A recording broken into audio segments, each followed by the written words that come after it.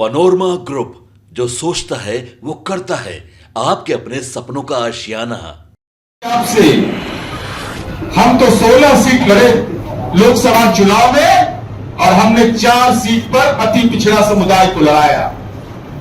लेकिन राष्ट्रीय जनता दल यह बताए, माननीय तेजस्वी यादव, आप बोलते हैं कि नमस्कार, आप देख रहे हैं एसटी पोस्ट लाइव और मैं हूं आपके साथ हर्षिता प्रताप सिंह। रुपौली विधानसभा उपचुनाव में जदयू और आरजेडी दोनों को ही हार का सामना करना पड़ा। निर्दलीय उम्मीदवार शंकर सिंह ने कलादार मंडल और बीमा भारती दोनों को ही धूल चटा दिया और जीत हासिल की। इसके बाद अब लगातार ये समीक्षा चल रही है कि आखिर हार हुई तो क्यों हुई। अब इसको लेकर जदयू के मुख्य प्रवक्ता नीरज कुमार ने प्रेस वार्ता के दौरान कहा कि हमारी हार हुई है, इस हार की उम्मीद नहीं थी, लेकिन इस पर समीक्षा की जाएगी। साथ ही इस प्रेस वार्ता के दौरान जमकर राजद पर निशाना साधा और लालू यादव पर बड़ा आरोप लगाया। लालू यादव पर राजद पर आरोप लगाते हुए ये कहते नजर आए कि लालू यादव के पास अपनी बेटी के लिए चुनाव प्रचार करने का वक्त था, लेकिन बीमा भारती के लिए, जो कि अति पिछड़ा समाज से आती हैं, उनके लिए जानबूझकर प्रचार नहीं किया गया। जानबूझकर बीमा भारती को चुनाव हरवाया गया है। बड़ा बयान देते नजर आए हैं नीरज कुमार। साथ ही साथ ये भी कहने लगे कि राजद ने अपने सहयोगी दलों को भी धोखा देने का काम किया है। रुपौली विधानसभा उपचुनाव में सीपीआई चुनाव लड़ना चाहती थी, लेकिन राजद ने ऐसा होने नहीं दिया और बीमा भारती को धोखा दिया। बीमा भारती को जानबूझकर चुनाव हरवाया गया है। साथ ही साथ कहने लगे कि ये साफ पता चल गया इस हार के बाद कि वहां राजद का, लालू यादव का जो एमवाई समीकरण था वो पूरी तरीके से खत्म हो चुका है। तो वहीं अन्य मुद्दों को लेकर इस प्रेस वार्ता के दौरान क्या कुछ कहते नजर आए जदयू के मुख्य प्रवक्ता नीरज कुमार, हम आपको छोड़े जाते हैं उनकी बातों के साथ। आप कहते हैं कि जिसकी जितनी संख्या उतनी उसकी भागीदारी, ये भ्रमजाल है। आपका नारा यह है कि परिवार के जितने सदस्य हैं उतनी भागीदारी हम लेंगे, बाकी अति पिछड़ा जाए, दलित जाए, जहां जिसको जाना है, हम परिवार के सदस्य 2 सीट लेंगे और अति पिछड़ा को भी 2 सीट देंगे। मैंने राजनीति के सामंत हैं, जमीन से नहीं पेट भरा तब सीट से पेट भर रहे हैं। जमीन मालूम है ना कितना है पटना में? 43 बीघा 12 कट्ठा 16 दूर। साधारण आप लोग के पास, किसी के पास, हम लोग के पास नहीं है।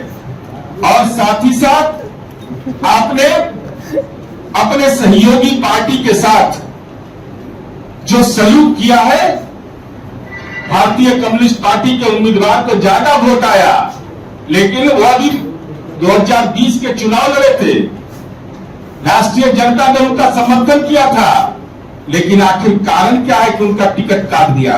बेचारा गरीब आदमी है तो टिकट नहीं लेने दीजिएगा उसको। गरीब आदमी है तो उसके पास उसको वजूद नहीं है लड़ने का। सीपीआई कार्यकर्ता का उसको लड़ने का अधिकार नहीं है। और आप राजनैतिक रूप से आधाहीन और प्रभावहीन हो चुके हैं। या तो जानबूझ करके आपने बीमा भारती को अपमानित किया, या आप पे वोट स्थानांतरित कराने की क्षमता नहीं है। ये चुनाव परिणाम ने स्पष्ट कर दिया है। संवाददाता सम्मेलन का विषय संदर्भ हुआ।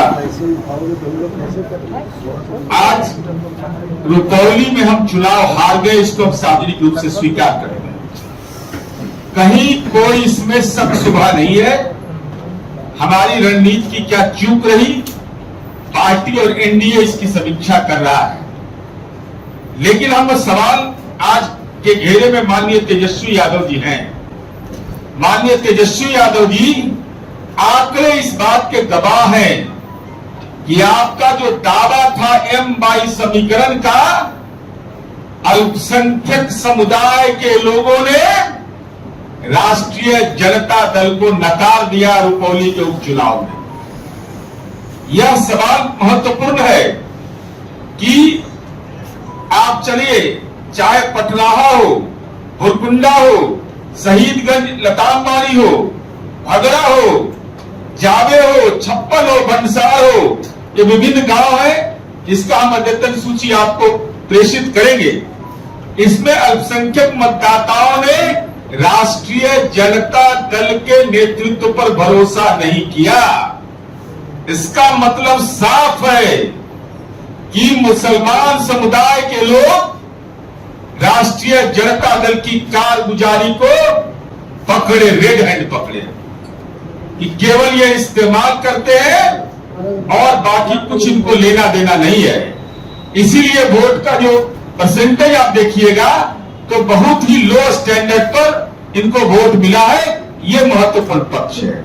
आपसे हम तो 16 सीट लड़े लोकसभा चुनाव में और हमने 4 सीट पर अति पिछड़ा समुदाय को लड़ाया, लेकिन राष्ट्रीय जनता दल ने बताए, माननीय तेजस्वी यादव आप बोलते हैं कि जाति सर्वे जो हमने करवाया समाज के सारे तबके का, उसका श्रेय लेते हैं, नारा लगाते हैं कि जिसकी जितनी संख्या उतनी उसकी हिस्सेदारी।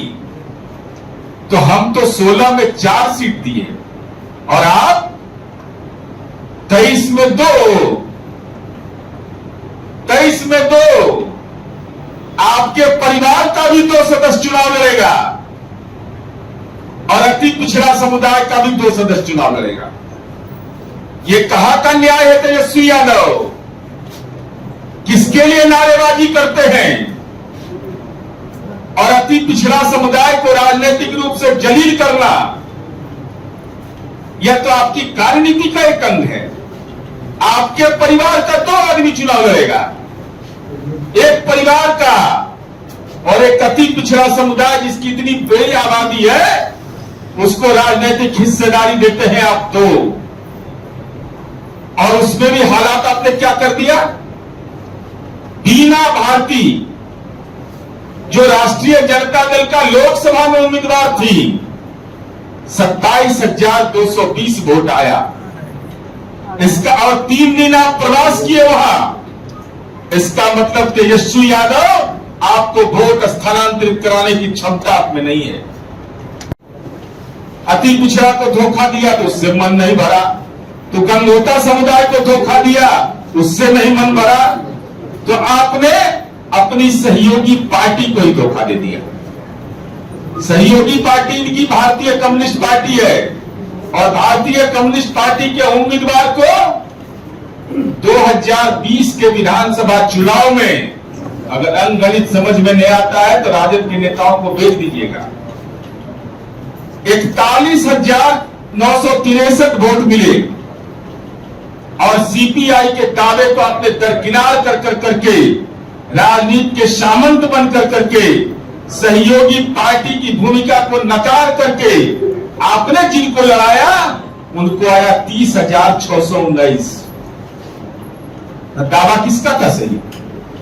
सीपीआई का दावा बनता था। अब वामपंथी पार्टियों में आत्मसम्मान है कि नहीं मैं नहीं जानता।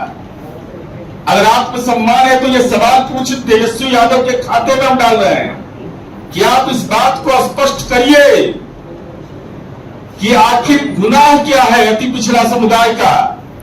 और हमने तो अभी लोकसभा में संसदीय दल का नेता बनाया, केंद्रीय राज्य मंत्री बनाया, लेकिन आपको तो मौका मिलता है तो विधानसभा में हम ही रहेंगे, विधान परिषद में माताश्री दस्तखत करेंगे पावर पिताजी का, प्राइवेट लिमिटेड कंपनी चलाओ पूरा।